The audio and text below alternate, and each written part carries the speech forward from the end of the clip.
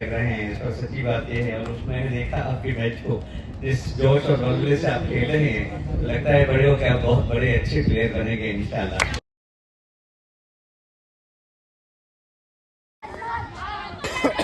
Time तो बताओ मुझे।